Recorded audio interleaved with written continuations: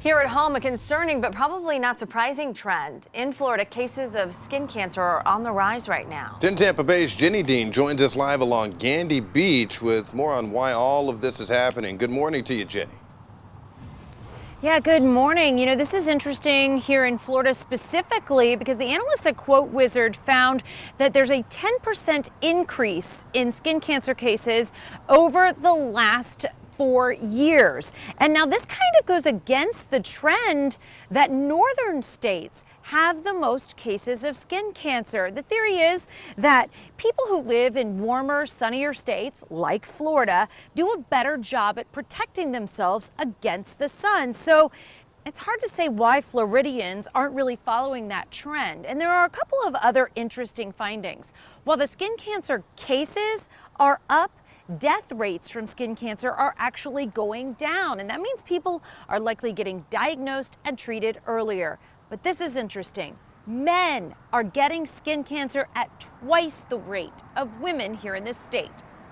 And the reason for that is both societal and occupational, in that men are generally not the first when it comes to putting on sunscreen and taking precautions out in the sun, and they tend to have occupations that they work outside more.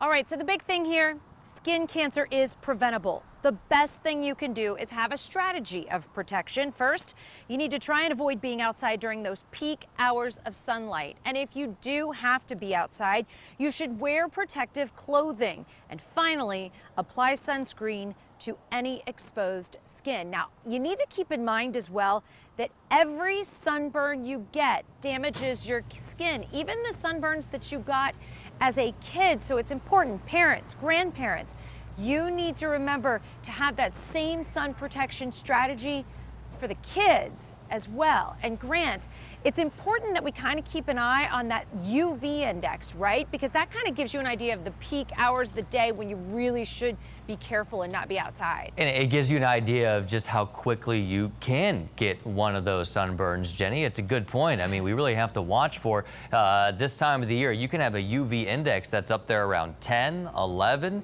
or even 12 plus, which you're out there and I mean, gosh, that sun's going to get to you real quick. Let's talk about the UV index for today because even with the chance for afternoon showers and storms, the UV index is going to be pretty high. It's up there around 10 this afternoon. I mentioned once you get into that very high category, the time that you could get a sunburn is just a matter of minutes, about 10 minutes when it's in that 8 to 10 category. Yesterday we had a UV index of 12. I was out in the sun and it really felt like just like 2 minutes.